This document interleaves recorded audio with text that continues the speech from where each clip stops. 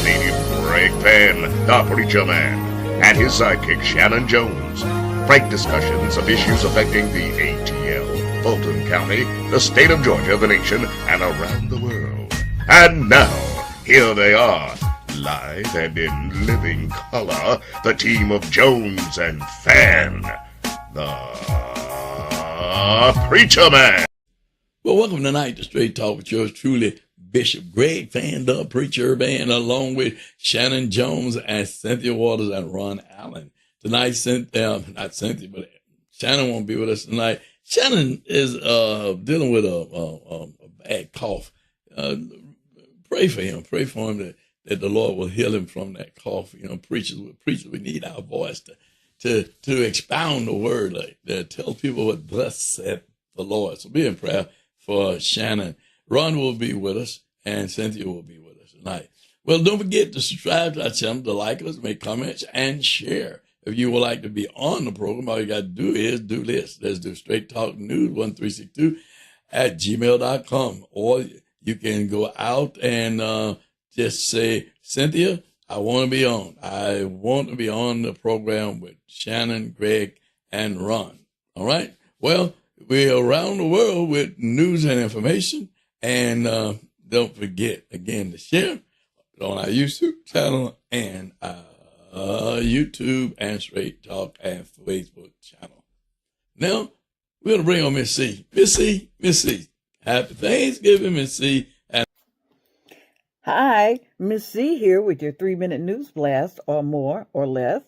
Listen, the 21st anniversary of a servant of the Lord, that's Apostle Eva Connor of Cornelius House of Prayer Outreach Ministries, will be held November 30th, 2025, 3 p.m. with Bishop Ray Neal as guest speaker. Ray used to be my former co-worker at WYZE, and he's also pastor of Faith Memorial Church. This 21st anniversary celebration will be held at the Cornelius House of Prayer, 1226 Columbia Drive in Decatur. Congratulations, Eva. The Nurses Guild of Central Holiness Church at 1069 Washington Street in Atlanta wants you to donate pennies to their Building Fund drive. If you have pennies you'd like to donate, contact Mother Regina Richmond at 404-207-7821. That's 404-207-7821. The YTAC Ministries will hold a Christmas toy drive giveaway on December 21st at 10:45 a.m. To receive toys, parents and children must be present and you must register. You can register by sending an email to ytacministries and the number 1 at yahoo.com. That's ytacministries and the number 1 at yahoo.com. Now, you register the children by, when you send an email, leave their names and their ages. And that's on December 21st at 10:45 a.m. You're going to go to YTAC Ministries at 2459 Roosevelt Highway in College Park. Now, listen, I'd like for you to do 4 things for me. I'd like for you to subscribe. I'd like for you to like us. I'd like for you to leave comments. And I'd like for you to share us. Don't keep Straight Talk News to yourself. Let everybody know what you know. We are Straight Talk News. And if you'd like for us to announce your event, just email it to me at Straight Talk News, and you're going to spell it all out. Straight Talk News 1362 at gmail.com. That's Straight Talk News 1362 at gmail.com. And in the meantime and in between time, may the Lord God bless you real good. Bye now. As we've had Shannon, and this week the weather's changed, and that's Shannon got the whooping cough, the cold. And you guys take care of yourself out there. No, the weather's changing, and the weather's changing. Don't be going out there trying, because Georgia weather is strange. It'll be cold one day and hot the next day, and people like, well, let me get back in my shorts. No. Dress for the season. No matter what the weather look like. At least keep a coat in your car, sweater in your car, something in your car, no matter what the weather looks like. This Georgia weather, you know what they say, else. Bishop? Here in Georgia, you experience all 4 seasons in one day. And one day, and one day, and one day, and one day, you do. But Ron, I know you're going to be on delay. I see you now. I know you're seeing it on your end. But we got a lot to talk about. We got a lot to talk about. We always have a lot to talk about. But there's two things I really want to talk about tonight. Is the We've been talking about the Epstein file.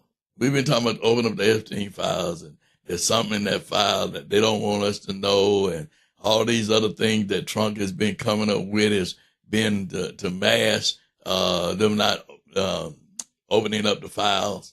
And now that we have the Democratic Congresswoman from Arizona there, and then you have Republican that are saying release the file. Now we're getting more information from that committee that's looking into it, and most stuff is coming out even before the files are released.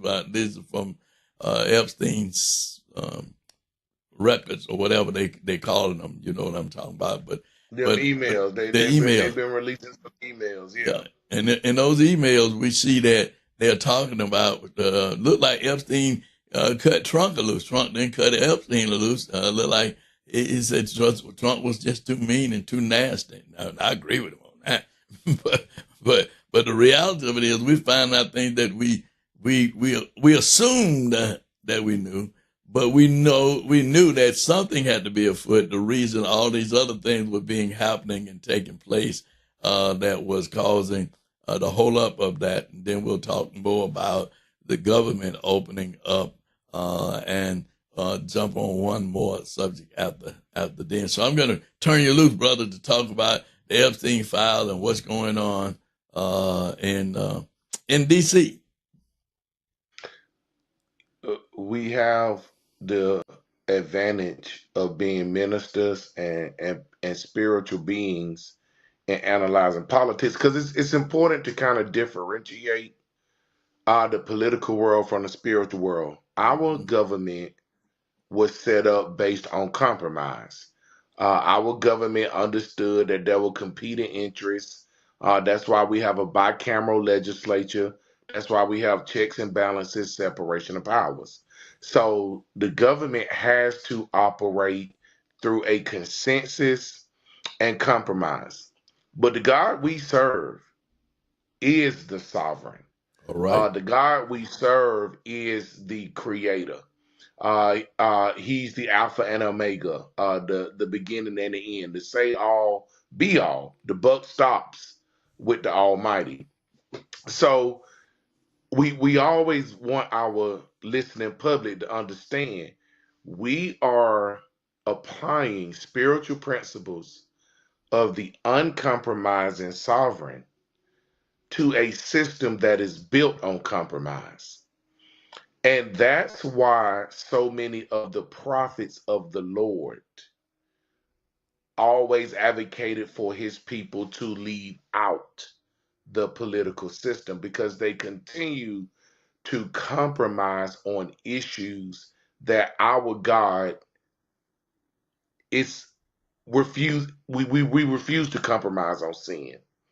So when we talk about the Epstein files and protecting God's most vulnerable, because again, God is uncompromising on protecting his children.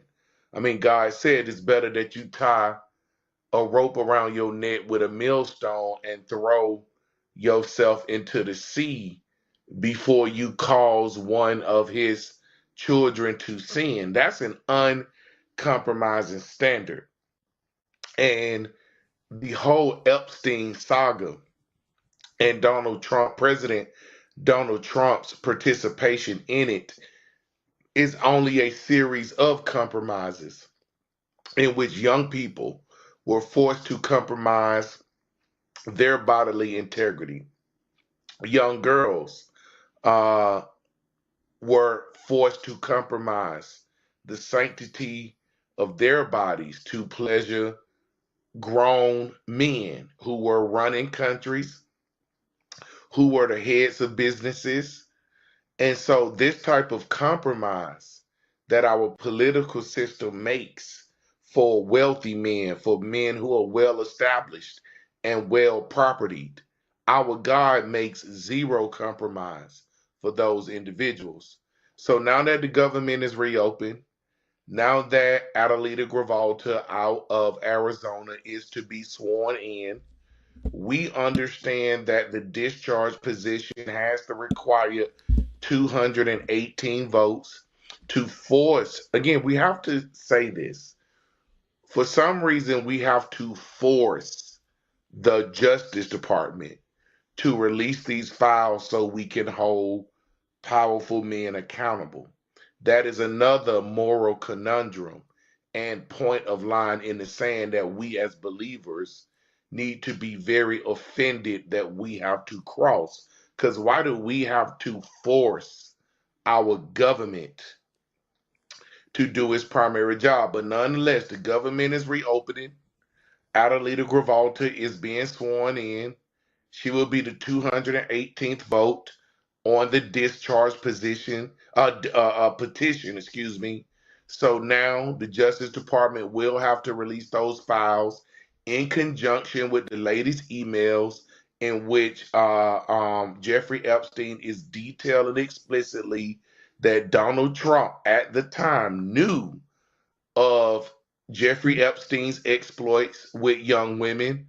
He was speaking openly to his confidant, Ghislaine Maxwell, and others within their syndicate circle about how Donald Trump himself spent several hours in the company of one of Epstein's underage girls. So these are now coming into the public record for us to put an opportunity before us as children of God, citizens of this country, to hold these people accountable.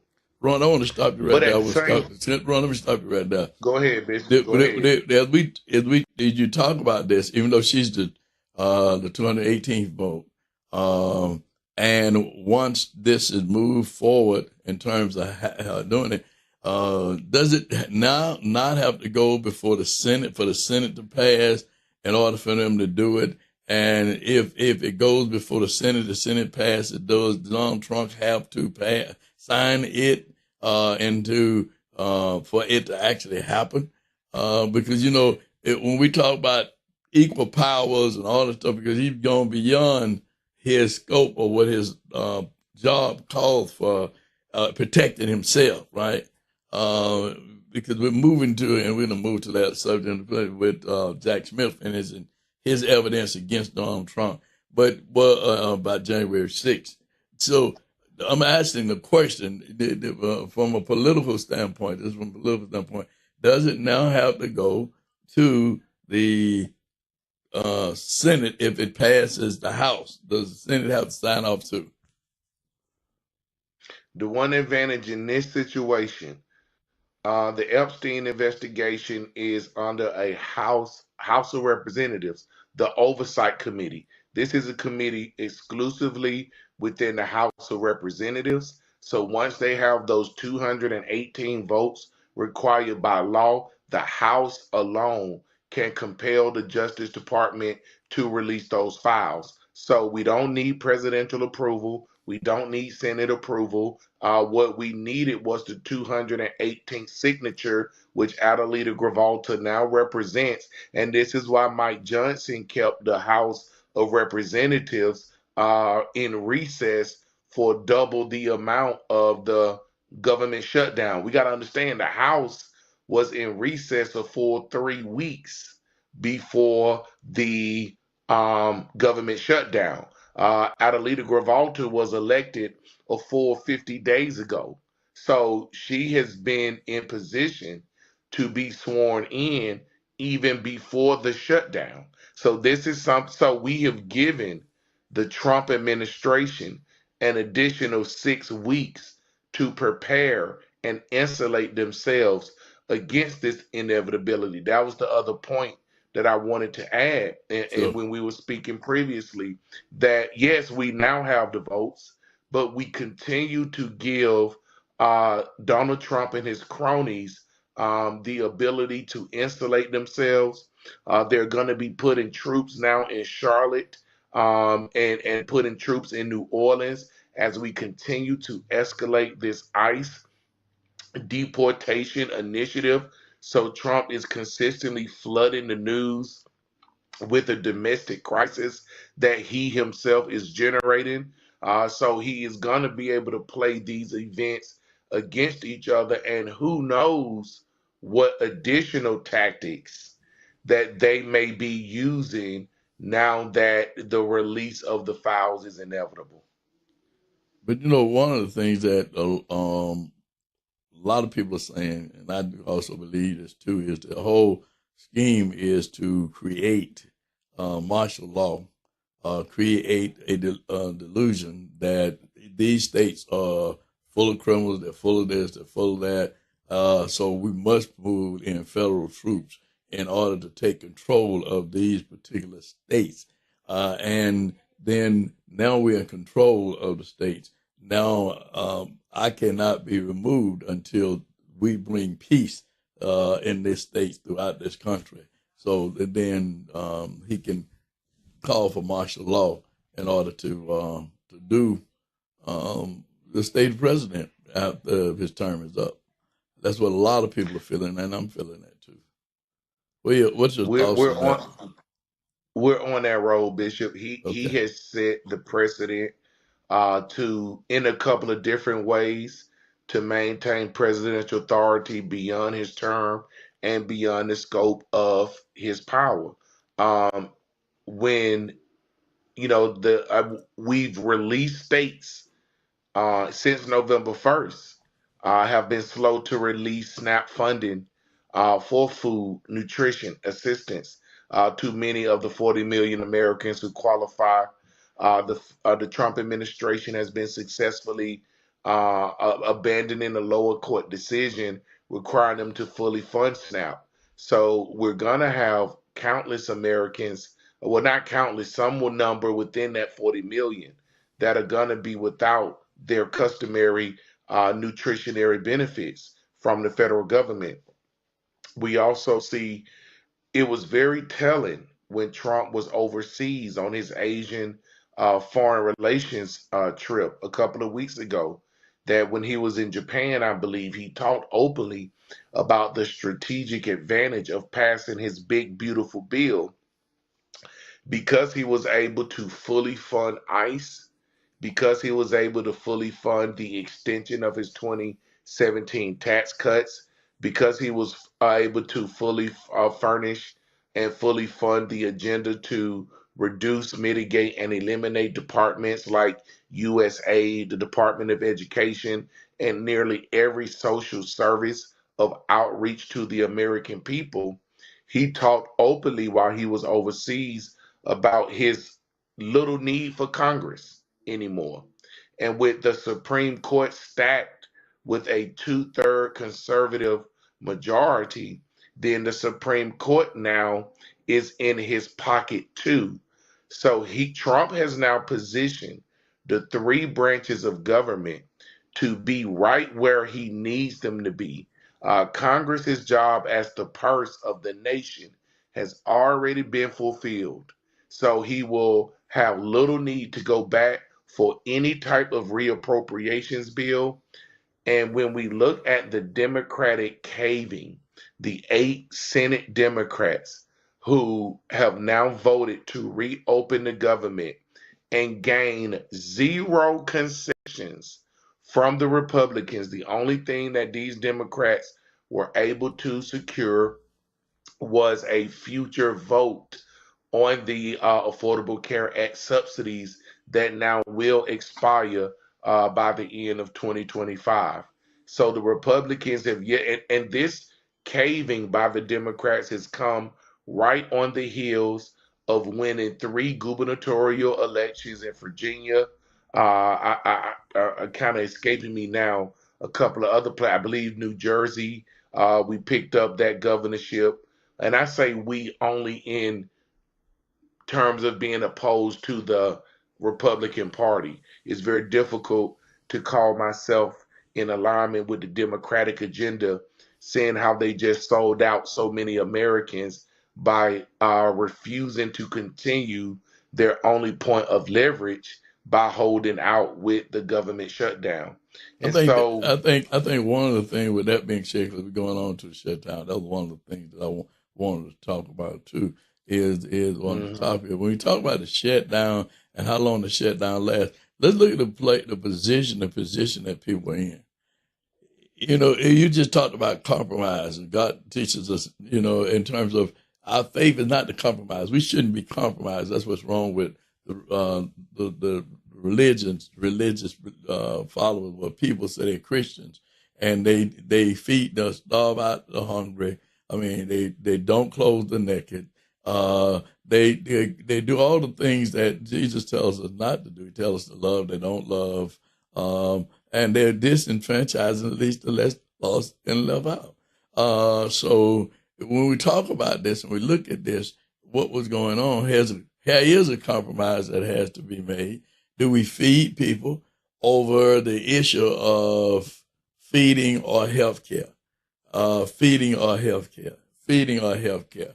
And the people who are out of work and have been out of work, which is causing a drain on the economy, do we bring people back to work, or do we continue to hold out for health care?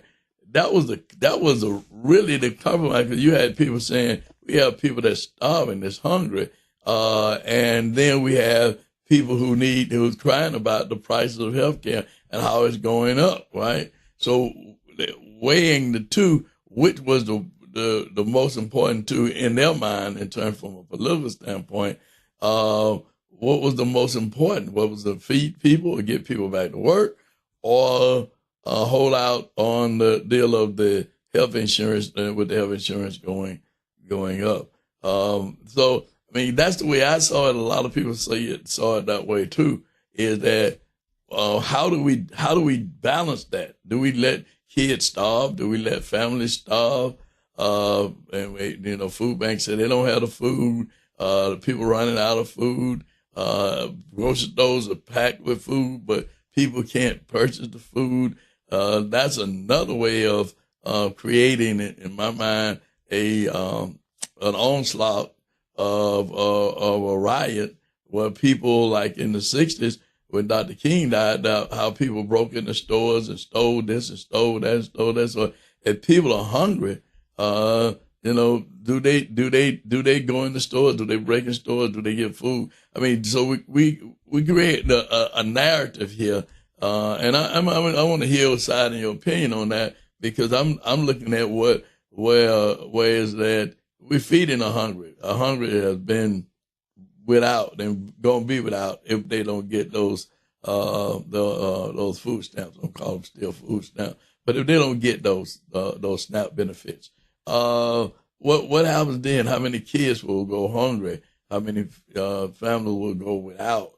But on the flip side, the same thing with the medicine too, health care.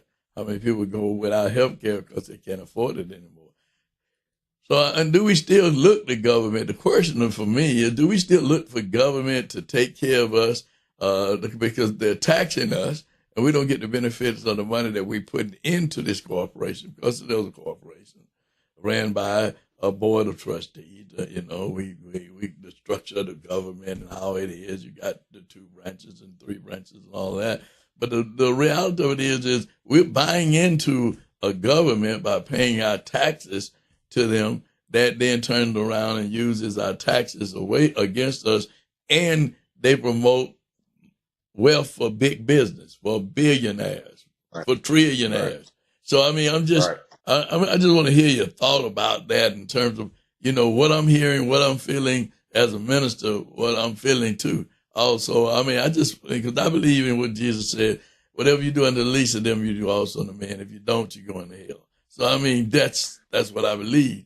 That's what I live by. So I practice that. So what's your paralysis of analysis? Excuse me, of what I just talked about. A couple of weeks ago, Bishop, we introduced the faith principle of idolatry.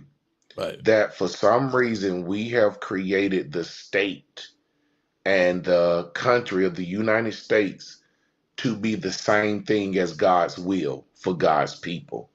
And that has trapped us into believing that saving this system, continuing to participate in this system, is an extension of God's will. And God has never given us a testament that we put our faith and our belief for our self-determination in the hands of a system that is based on compromise. And even though we're using this term compromise, we need to be very clear that the corporate heads, the billionaires like Jeff Bezos, the Sackler family, the Ellisons, who are controlling the Wall Street Journal and other news empires as they just merged CBS and I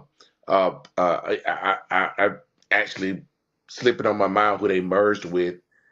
Maybe it was Skydance, but this consistent consolidation of of power, information, wealth, and governmental representation in the hands of so few individuals have really put the system that we're claiming is God's will completely out of our reach. I mean, I really want average Americans to really think if they believe how this system can be reformed, explain how.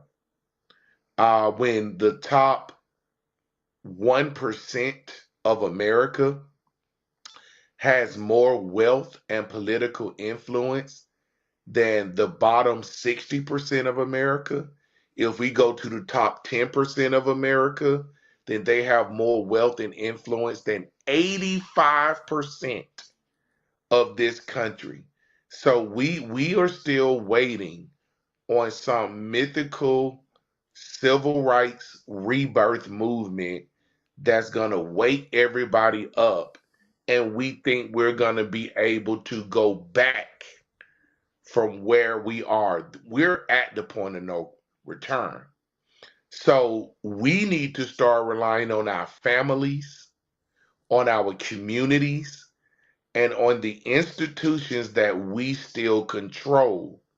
The issue with that is that so many of our families, so many of the leaders of our HBCUs, of our Black denominations, the Urban League, the NAACP, they only believe in this big tent Democratic Party philosophy. And the problem with that big tent is what you brought up, Bishop, when we saw the labor unions for the air traffic controllers and the labor unions, organized labor for government employees, urging the government to reopen so that labor can get back to work. Labor is in the Democratic Party's camp. They're under the big tent. But the recipients of the ACA, the Affordable Care Act, was passed under a Democratic president, Barack Obama. So many of those policies, all of those policies, are also under the Democratic tent. So the Republicans have been genius in being able to turn sections of the Democratic Party against each other. And the Democratic Party has been unable, as I have been saying for weeks now, to align their members in their big tent. Labor is looking out for labor. Hispanics are looking out for Hispanics. Asians are looking out for Asians. African Americans are looking out for African Americans. Women are looking out for women. LBGTQ is looking out for LBGTQ.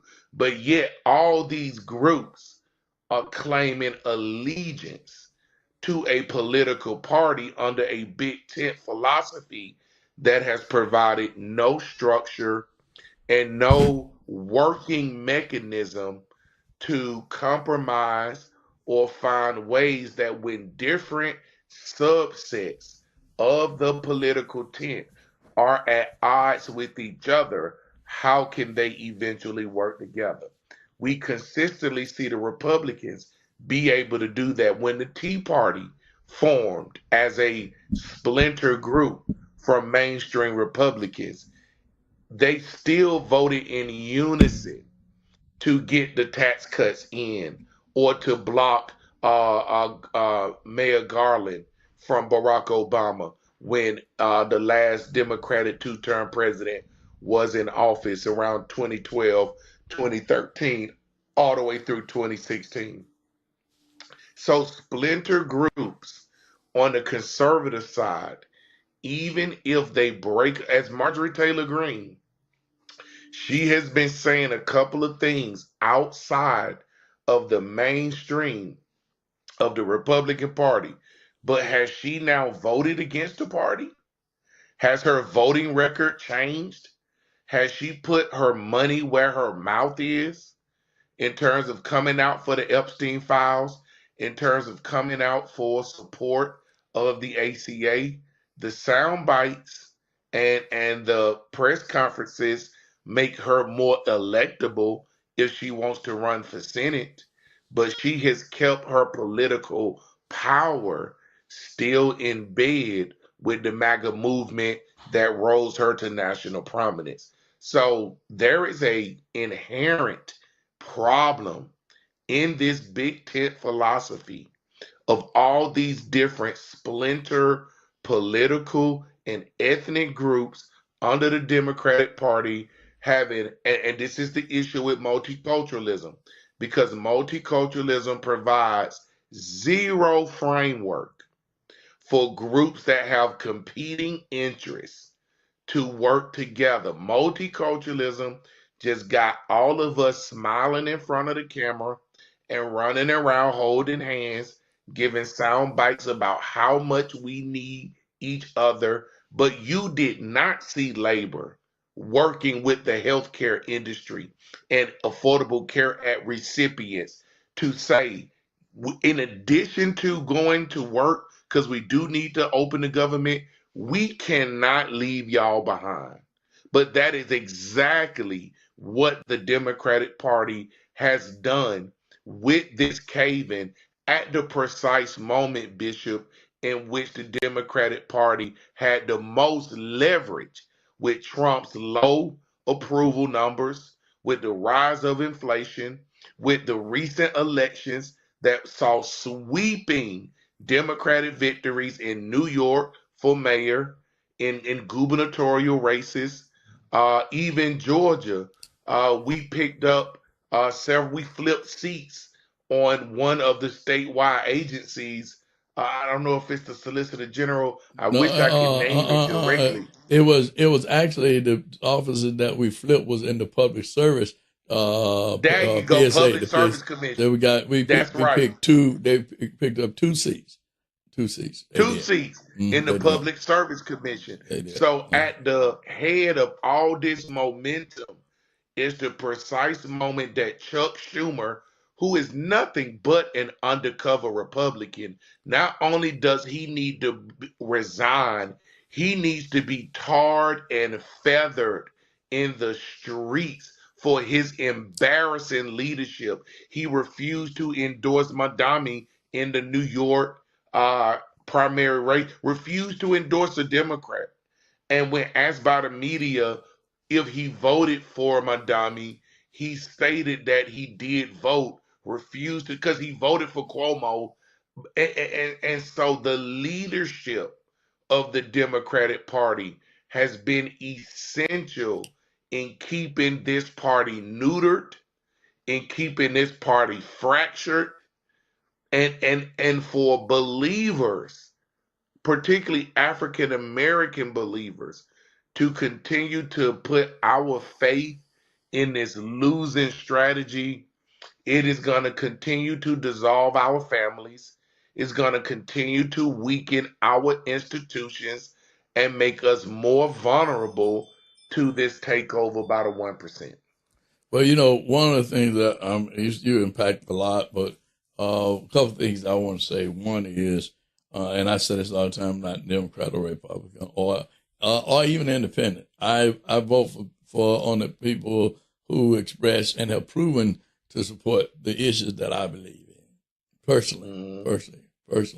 But you said something really that was really profound when you talked about the Tea Party, to break away from the Republican Party, but how they fell so quickly back in line when they saw that they didn't have any real possibility or chance to create a strong Tea Party.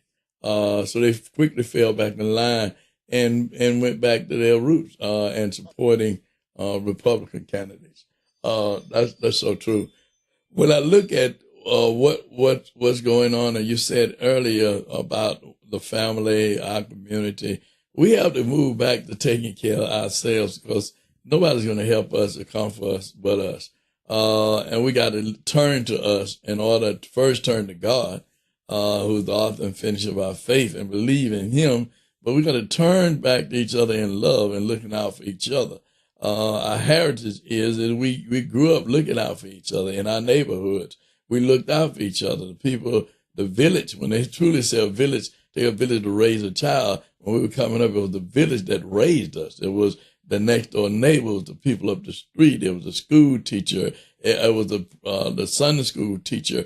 It was the Boy Scout leader. It was the Girl Scout leader. It was the president of the PTA. It was everybody that was a part of our community that poured in us, that helped us to be who we are, to be respectful, to understand, to have manners, and also to understand that there's a power greater than us as a person. But there was a power that we could depend on, who was God Himself, in the person of Jesus Christ. But we grew up knowing that, and we believed that, and that the Lord would provide, and the Lord would take care of us and make a way. But somehow we moved away from that and moved to this theology of getting prosperous, getting rich, wealthy, those things that satisfy the flesh, that causes us to turn away from God and begin to worship treasures and jewelry, cars, and homes, and even sheepskin that we have on the wall that nobody cares about but our mom and dad. So we getting to that. We gotta go back to our first love, back to Christ. Politics is what it is. It is going to be what it is. Life is about compromising. We compromise every day, but we still should hold true to our value as to who we are.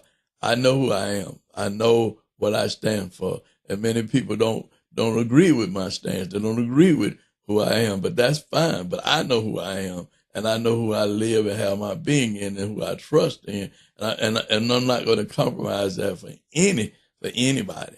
And no one should, because I know that this home is not my home. I have an eternal home that I'm working toward. So when you get into politics, and I know because I've been into politics, and I use this reference because when I was elected, an issue came up about sidewalks or pressure for fire hydrants. And my vote was to get water for the fire hydrant. And I had people get upset with me because I said that my daughter, if she wanted some shoes and she needed those shoes, or she wanted those shoes, and she said, I just want to buy it, get me some shoes. I said, well, then I have to make a decision. I got one paycheck. Do I pay the rent or do I buy the shoes? Well, if I buy the shoes and don't pay the rent, there'll be no place to house the shoes. And so I decided that I would pay the rent. Well, I said that I would support putting water in the fire hydrant, because the reality of it is, not to break it down to them, is your rate, your OIS rate for insurance get high. If the water pressure is low at the fire hydrant and your house burned down and the insurance company got to replace it, a lot of times it's explaining things to people that they don't know. Yes, we need sidewalk for the kids, true. But what's more impressive right now is saving your home and instructing kids not to walk in the street, right? So, right. I mean, I think one of the things, and we talk about compromise, sometimes people do not understand our rationale for doing what we do and why we do what we do, because we're not in those places. We're not sitting in those rooms. We're not in those discussions. We only see what we see from the outside. So I'm bringing it to this point, is that regardless as to whatever decision is made,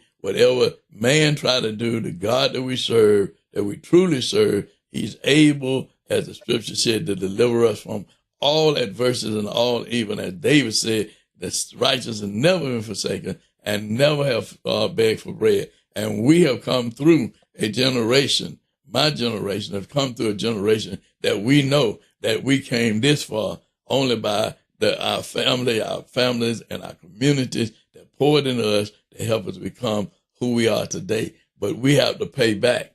And that's what the problem is today, Ron, and what you're talking about. We just have to pay back. We're not paying back. We're still trying to move forward. But there is no forward because they're putting a block in front of us. So they've gotten us to this point. You can't go no further than this.